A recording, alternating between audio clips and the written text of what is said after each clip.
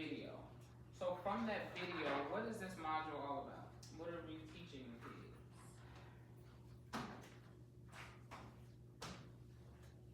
Well, basically, we're going to be looking at like some vocabulary strategies such as context clues.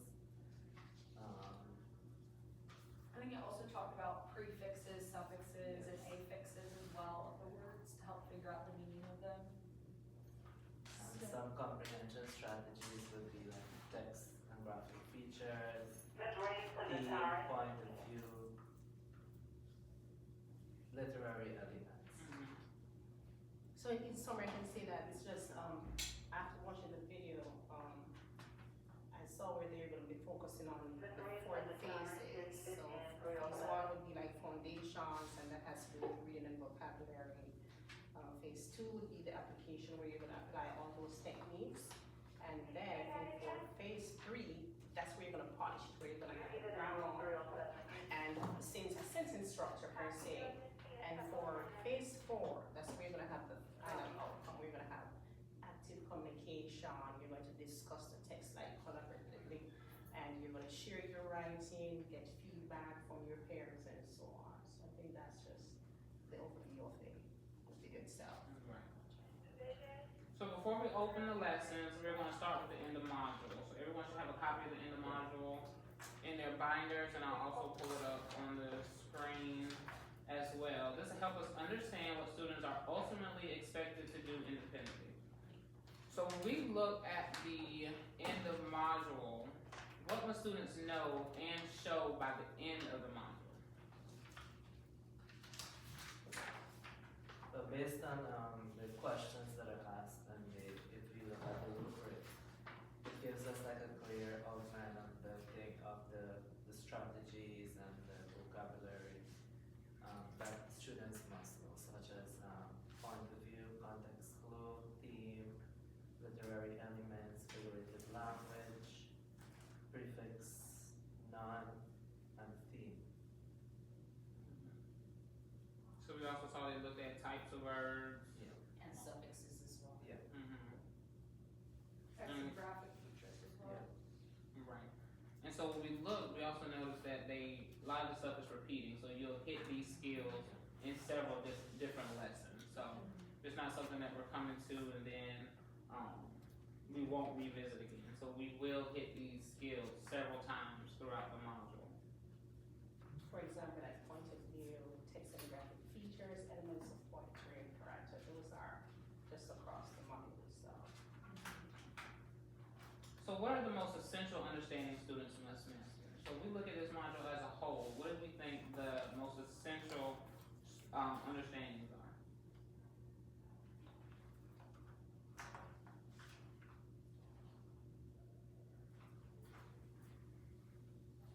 And that would also be like the things that's continue to cycle through the point of view and graphic features, and just being able to recognize those in text and be able to explain how that helps them to understand what is the author wants them to know to help with understanding. Right. In this module, they hit text and graphic features a lot. So I think that's one of the understandings that they'll have to, these words are bolded for a reason. This is here for a reason. So they'll have to make sure we hit those concepts because they will see them a lot. We even saw it within, the end of module. And then that poetry concept, they do start hitting poetry. Elements of poetry. Yeah, elements of poetry in this module. And when we're looking at the end of module assessment, they have, they're asking poetry questions, and some of the questions, I know we talked about it. We have a talent, the stanza, so they'll have to understand vocabulary, like words like stanzas. Rhymes. Exactly. And that's something they probably haven't had much experience with, so that is definitely going to be something we have to make sure we tell them and keep teaching them. Also, what about the concept of letter writing? I think that's an understanding because when they start the assessment, that's the first thing they see are letters written, so they need to understand that as well. So what do you all think about that? Also, in letting them know, like, who are they writing to, or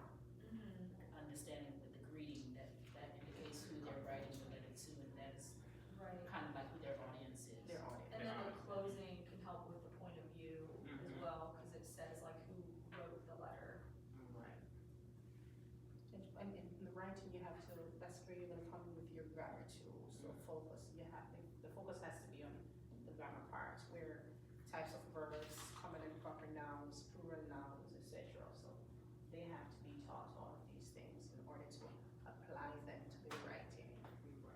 So now that we know these things, what will successful work look like? Or what will it sound like within the classroom? For me, it would be like being able to identify like parts of the letter. Well, just think about the module as a whole. What would success look like in your classroom? ELA. When you think about the skills. All the skills. I think for asking and answering a question, that would be a good skill for me, where they are able to answer their questions correctly, ask questions that make sense with correct responses, even to identify like key details and use them to support their answer. Yeah, that's what I was gonna say. I was like discussing their answers with somebody, like being able to explain why that's their answer. Like using text evidence or like for example, point of view, like being able to immediately say, oh, I know this is first person and explain to their partner because I see the pronouns that we use to identify a first person. And also for Providing the that evidence. and also elements of poetry, because it's going to be different from the story. They may be able to do characters for the elements of the narrative, but then when it comes to poetry, it's a different, so they have to be able to understand that poetry is written in a different, have different ways of, it's a different way of expressing themselves. It have conventions that they have to follow. Does anyone else have any other comments about the module? Where we're going? So that's our end goal in the module. So now that we identified the end goal, we're going to study the lesson art to identify the productive struggle. We all know we want productive struggle in the classroom, key tasks, and required skills that lead to mastery. So how do these lessons build toward end of module success? So let's look, for instance, in week 1, if you look at your module at a glance, the skills and strategies Skills built, are right, text and graphic features, retail, point of view, care. So these are all skills that we see in the module. So where do we see these skills building across the lesson? So we talked about that, you're not going to introduce and you're not going to see it again, but where do we see this build up along the lesson, across the lesson? Across the lesson, like for the week, or across the lesson As a whole, the whole module. Well, you see like for, the point of view, that constantly repeats through multiple weeks. And seeing how some of them kind of overlap and repeat or spiral back around to repeat for that throughout the module. I think another concept that like builds on itself is the figurative language. Like just looking at the module 2 assessment, their writing response is about figurative language. So like at the beginning of the module, it's more about like just being able to identify it. But then towards the end of the module, like building upon it, they need to be able to not only identify it, but also like understand why the author is using it in the first place. Because like it's asking them explain how the author uses figurative language to turn the reader into a character. So not only do they know what figurative language is, but they need to understand like why is the author using it and what does it mean? Like what does it mean the wind is a character? So how do we prepare students for questions like that? So any idea of how would you prepare your students? Because we're going to see the question, they're going to see the questions. So how can we prepare them to answer those questions? One, whenever you see it in the text, kind of point it out and reference it to them to, oh, I see that. When you see it, what can you do? But when they're reading a page, maybe underline it or highlight it in the book and start, with the annotative part of it, but being able to have them recognize it even when you're pointing it out as a whole class, a whole group.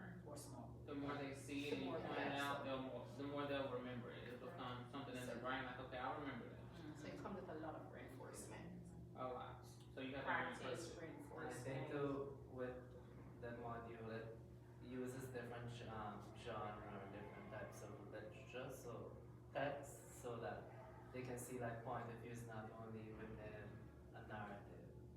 Point of view can be in poem, it can be in letter. So they should be able to make the connections that these skills that they're learning can be used for different types of literature.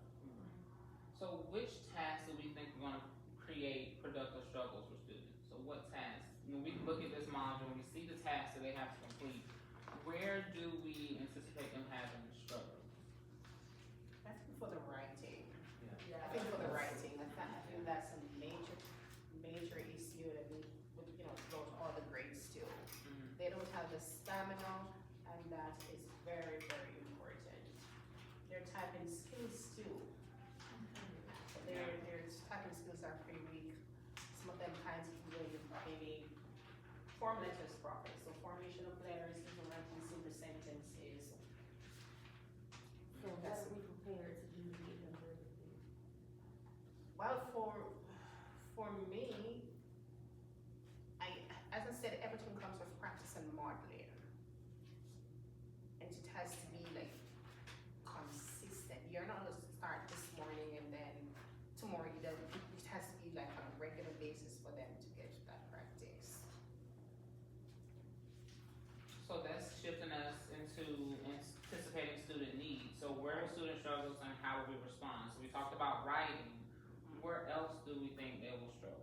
And how are we going to respond to the needs of those students? I think they'll definitely struggle with figurative language, just because it's Yeah. kind of like what we talked about with inferencing. There's not necessarily like one right answer.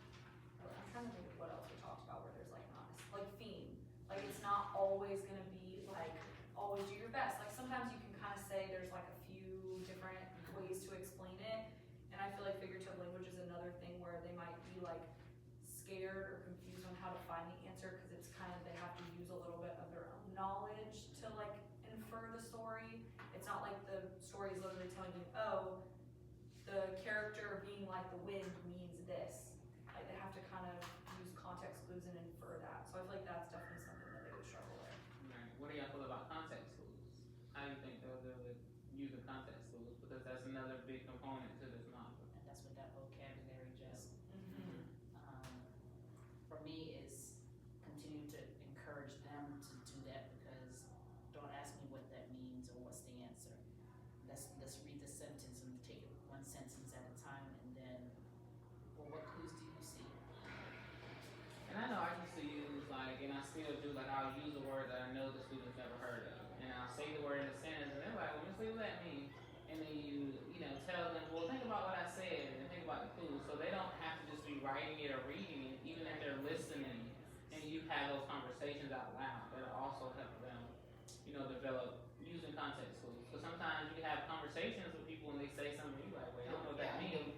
So you have to Those think about, misconceptions right, of so you have to think understanding, about yeah. that. And so even for today, I was actually we were doing making inferences.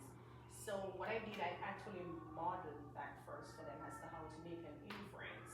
And then for the third question, I started with my graphic organizer where they have to transfer that, what I modeled for them on paper.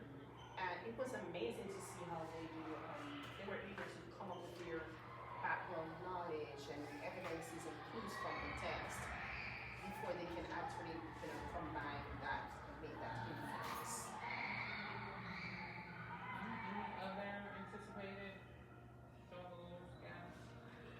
If not, we're gonna move on to prerequisite skills. So what prerequisite skills are assumed? So we assume that these students already have these skills, so what do they need to come into this module already knowing, already having a concept of? Because we know we always spiral, so they at least need to have a concept of it. So, They should. Oh, sorry. Go ahead. I would say they should know what's a rhyme, just okay. even if not understanding that rhyme scheme, they should know what a rhyme is.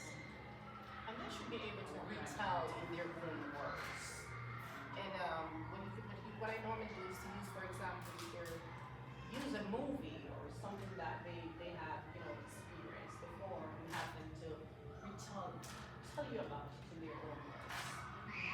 So that's a skill that they really need to have before. Okay. They should have somewhat basic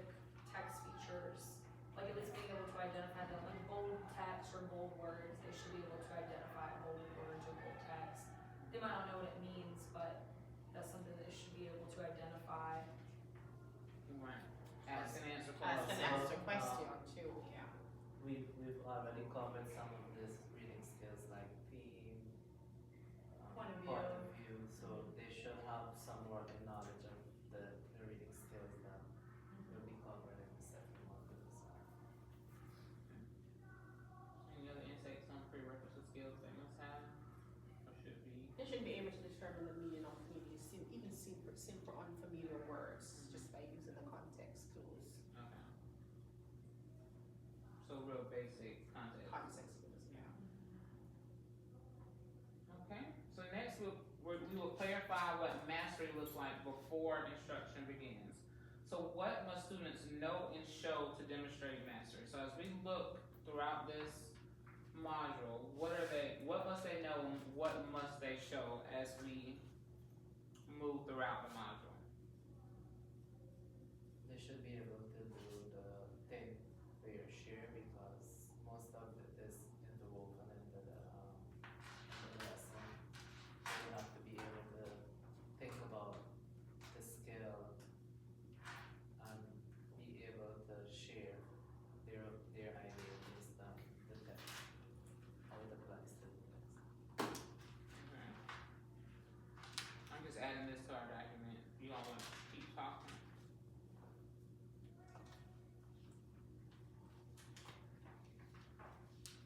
So they, at the end of the, most of the text, they have to do the collaborative discussion that involves them answering, not only verbally, but they have to be able to write their answers using the text evidence because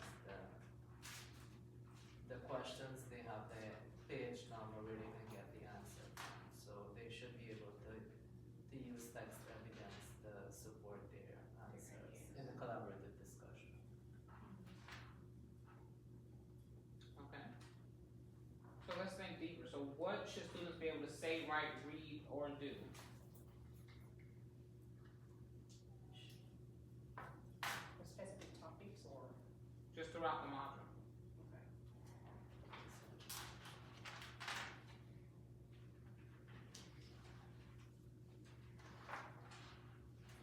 They should be able to use different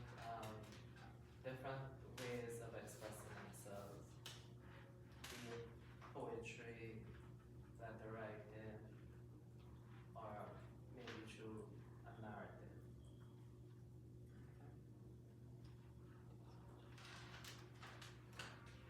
Okay. What activities are they doing? As you look throughout the module. They have Their selection quiz. Yeah, they have their know it, show it, pages, their selection The quizzes. graphic organizers. Yeah, the graphic organizers that go with each main topic. Okay. Turn and talk. Turn and talk. Yeah. Okay, what evidence will show that students are on track? So you have quizzes We throughout. have the quizzes, we have the selection quizzes. The module, the weekly module assessment. Okay, what about writing? So do they write every day or like building up, or do you check that every day, or how does that work?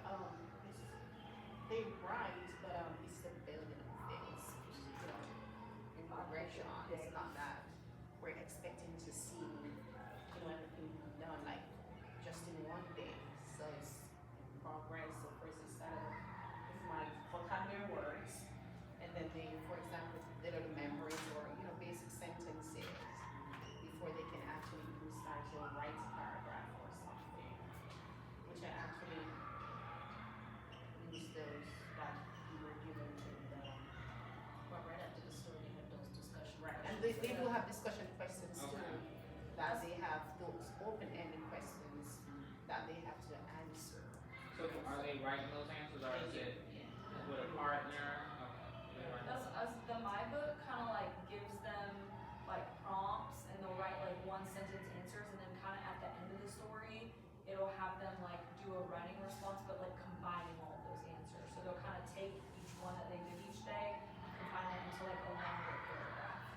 So not really writing like paragraphs every day, but at like the end of the week, it kind of combines them. Very strong. Gotcha, okay, so that's, okay. They're able to do the combination of in their book, and it's also online when you assign the stories, it's, those same discussion questions are at the end of the story when they're reading, where they can type right in there. So before we move on, let's think about partial understanding. So how we know if a student partially understands? So they may have one part of it, they don't have the other.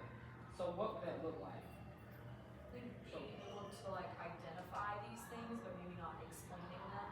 Okay. So like maybe they can identify first or third person, but they're like unsure of why it's first or third person, or they can't really voice that to somebody. Okay.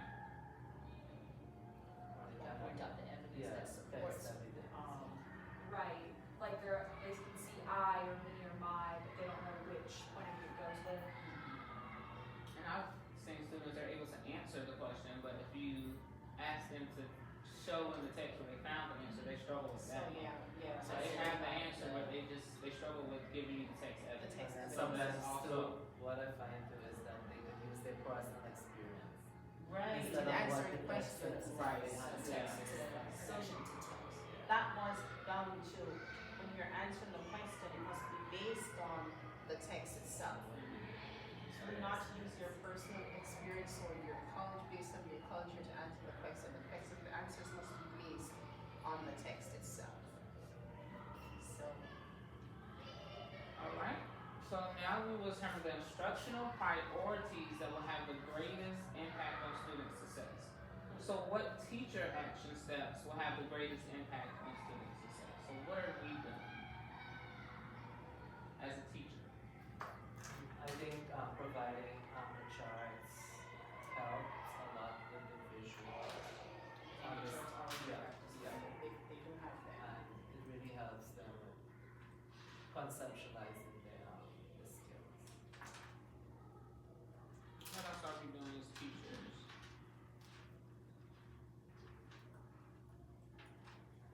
providing feedback on whichever assignment that they're working on, whether it's the selection phase or the just classroom discussions, whatever they're writing it, whether it's in their notebook, in their my book, or on the computer, providing feedback on that, Okay. so that they're not waiting until the very end to realize that they didn't grasp that concept. Right, so let's think about our instructional routine. So which instructional routines will directly support the end goal? Remember, we started with the end of module, so we know that's our end goal. So what instructional practices do you all have that you think will So support that? I like doing the turn and talk, but a lot of us maybe students do, allowing your students to do turn and talk differently. For my students, I normally model how. For example, Miss McDonald, what is your view on a particular topic or a subject per se? You answer, then I'll do the same. You do the same and ask me the same question. So the turn and talk should not be just one person talking. You should have both persons talking, but you have to model how it is done for them. And I think that's very effective in my class, and with that, students participate. So it's not just, you're just gonna sit and listen to one person. Another thing that really works too is the writing with review. And instead, it boils back down to the students that you have. If your kids can't write, then that's not gonna be something that you want to use in your classroom. But for my students, my class is very effective. The write and reveal, they like to do that, and then you have to walk around. You have to be very flexible as a teacher to walk around to see if what they're writing, is correct, because they like to share. They like to share. So we know we can't just walk in the room with our manual and just, for the first time, open it. So what do you think have to be rehearsed or pre-planned before you teach the babies? Like, what do we have to think about? Those questions. Questions everyone that that you you ask. ask questions. The questions are Very important. Maybe you're gonna like give an example for something, or like you're gonna model something, you kind of already have to have that planned out. like explicit teaching, but at the beginning of it, you teach the charts. Right. And what can't be left to chance? So what can't we assume as teachers. That they But That they know. know. Because it's good that they know it. Because a lot of times our expectations may be too high, we think that they know it, so. Any other comments on that? Any other teacher stuff that you think we can get? If we can always go back and add it if we doing a lesson, we'll just come back and add it. Alright, so finally we will plan for productive teaching by determining how progress will be monitored throughout the module. So how will we monitor progress towards mastery? The selection quiz, that's the first thing, we use that to monitor students, the weekly assessments, or spelling tests. Yeah, the spelling test, we also use our spelling test to, Making sure you're looking at their My Books, like if they do independent work on it in their actual book or like online. Making sure if they submit something new online, you're actually looking at it. Right. I'm glad you said that, because it's important, because a lot of times the kids will be working the book and they'll sit to the side and you'll forget to go back and actually check it. You wanna make sure you're checking, you don't want it to be just busy work. You wanna make sure that you're checking their progress to make sure if they did it or they don't, because that's how you know how you'll do your reteach, all and when you those. check, I think it's very important that you give a feedback, that they know why this is wrong, or just check and leave it alone, you have to give them a feedback. So what checkpoints will indicate that students are on track? So when will you do a checkpoint to decide, okay, I need to go back and reteach this, or it's time for me to move forward? So what will you use to track that, or when, which item will you use, like, okay, we gotta reteach, but they don't get it? I use my weekly assessments. So wait, is that- I like to use my weekly assessment. Because for the selection quiz, it's not that it focuses on maybe all the standards. It's just focus on the story. So do you choose things to reteach from the selection quiz? From the Actually, weekly you can use assessment. both, because the selection quiz lets you know, are they understanding what they're reading, so that gives you a midweek Right. check, and then the weekly assessment will be the final at the end. And then how are we giving the feedback to the students? Is it just like immediate, right then and there, or how are your students receiving the feedback? When, for example, when I do have like small groups within my whole group,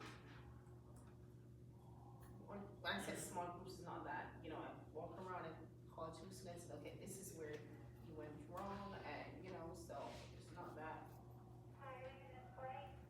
Any other? When there's like one group who needs, if it's just a few students, you can kind of talk with them, but if you realize that the whole class struggled with that, then you can do a quick mini lesson to clarify maybe teacher error or just they didn't grasp that as a whole, especially if it's a new concept. I know the last weekly assessment that we did, there was that open response question about theme, and every single one of my students struggled with that, so that was something we kind of went back to in the They class. put the same, so I think it's across the grade level. Yeah, no, because that's definitely my something students put some of the same responses that her students have, and if I didn't know better, I would have said they were copying each other, but that's impossible. If they're all doing that, then that's a common Something that- misconception across the grade level. And it's something that needs to be clarified.